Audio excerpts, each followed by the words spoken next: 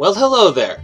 My hair is freaking insane. Well, hey there, guys. I'm Axel the Beast, and this is the Curiosity Shop, the ZeldaEngine.net video mailbag where I answer your Zelda questions. Our first question comes from Mike. Where would you live if Hyrule or Termina were real? This is an interesting question that we actually get on the forums on occasion, so definitely give your answer in the comments. But if I were to live somewhere in Hyrule, if Hyrule were real and I lived in it, I'd probably actually not live anywhere in particular, but actually, you know, I'd probably be kind of like the Happy Mask salesman in Majora's Mask. I'd be wandering around, I'd be collecting odd objects from my travels, seeing new sights, and I'd be selling them like a traveling merchant. Though if I had to settle down somewhere, I'd probably live in the woods or something, and I'd just travel to the city to sell stuff. So basically, I'd be the creepy wandering guy, or the creepy hermit living in the woods. It's pretty, makes sense, doesn't it? Pitterbolt asks, what's your favorite Zelda song that you actually play on an instrument, like on the Ocarina or the Wind Waker or as a wolf? To be honest, it's probably the Song of Healing. I mean, I liked a lot of the late-game wolf songs in Twilight Princess, and I liked just about all of the duets in Spirit tracks, but I think the Song of Healing, which is one of the wolf songs, actually, is probably my favorite. Not the Song of Healing from Spirit tracks, the one from Majora's Mask. I love that song, and love all of its different versions. Tell me which one yours is, though. Juicy J asks, what are your thoughts on an original 3DS Zelda title? Would you want something original or a sequel to Spirit Tracks, or maybe both? That's hard to say, because for some reason, with the stylus gameplay in the DS Zeldas, I actually had a lot of fun with them. I thought that at least that basic gameplay was really entertaining. But at the same time, you know, with what it looks like we're going to get with Ocarina of Time 3DS is not exactly that stylus gameplay. It's going to use that kind of like fake control stick to actually simulate, you know, the kind of Zelda experiences we've had in the past. So, you know, it's hard to say which one they'll do, or which one I want necessarily, because I like the stylus controls, but I also like the general Zelda formula and that other than the stylus games. So as for which I want, I'm not sure. I would like to see a completion of whatever, I don't know, trilogy they might have had going with the DS. But I'd also like to see a completely new thing, because I like it when they try new things with the series. So I'd actually wouldn't mind both. I mean, I wouldn't mind either, but I also wouldn't mind getting both at the same time, so yeah. John Smith asks, what is your opinion on Skyward Sword being delayed, then released on the Wii 2/Wii HD /Project Cafe? I don't think it's gonna happen, because, there's a couple of reasons why. We actually were talking about this on the forums, like, just a couple days ago, but, one of the things is that the Wii, Skyward Sword was clearly made for the Wii. It was specifically made with the Wii's, hardware in mind. And when they announced Skyward Sword, they had to have known that, you know, the new Nintendo console was already in the works. So, unless they were lying outright or whatever, they intended to be on the Wii, not on the new console. Additionally, the only reason that Twilight Princess was on the Wii, in my opinion, why it was a dual console game, was because it was delayed. So, unless Skyward Sword is delayed already, for whatever reason, I don't think there's any reason for it to appear on the new Nintendo console, which is a year away. That's a fairly long time. Goron Link asks, in your last video you mentioned the Goddess of Time. Do you think that could tie into the Tetra Force? No! Doblin asks, if the third Oracle game was ever made, what do you think Farore's powers would have been? Both Nehru and Din seem to have something related to time, so could it maybe be something like that? Maybe it could have something to do with, like, cultural periods or something, or, like, different eras of history. You know, we've probably just stumbled upon the reason why there wasn't a third game. It was too hard to figure out something. Actually, I talked with a friend about this after I got this question, because, you know, what would they have done? We discussed a lot of possibilities, including, like, different, you know, like, periods of time within, like, the same day, different, like, weather and stuff, or it could have been, like, weather and stuff, because that's a little bit what seasons are like. I mean, it's still periods of time, but also connected with, you know, like, what actually happens within the world, within nature, and stuff. So that would actually be kind of like a good, like, medium ground, because Nehru was all about time itself, ages, you know.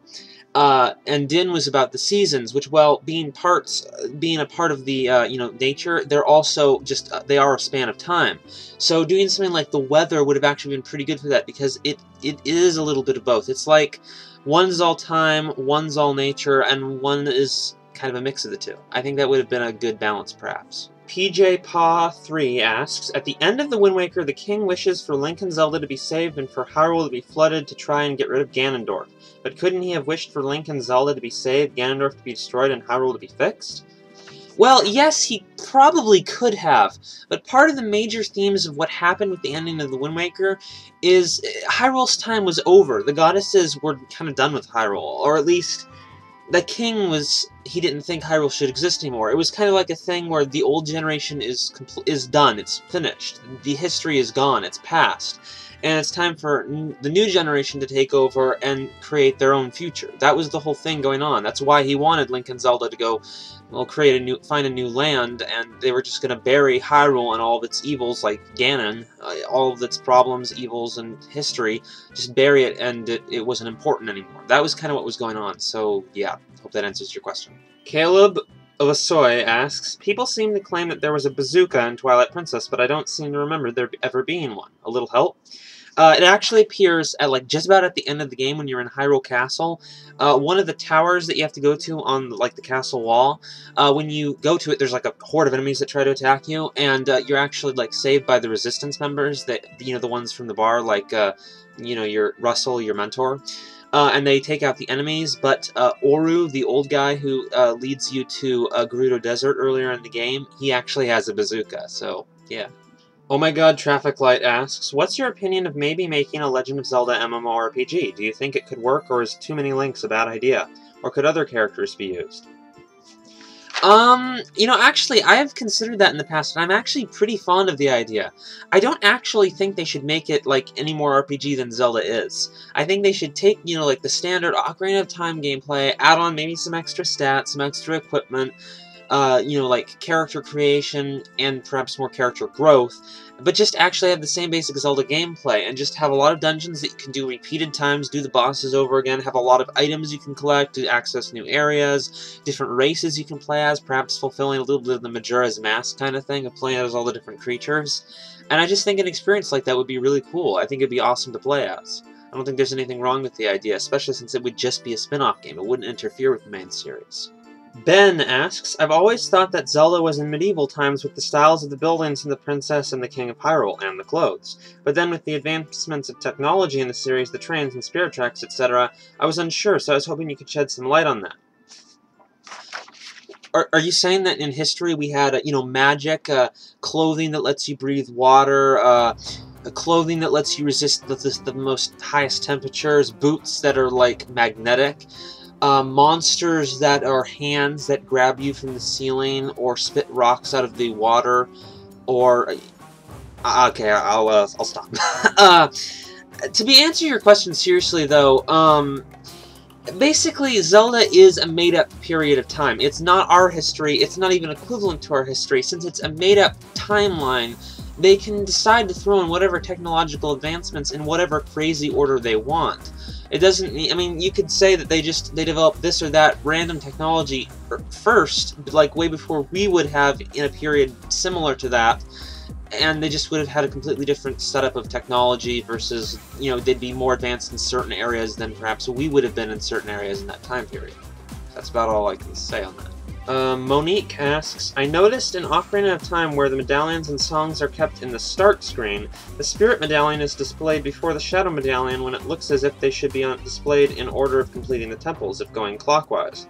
The songs displayed on the same screen also seem to be in a different order. Why is this?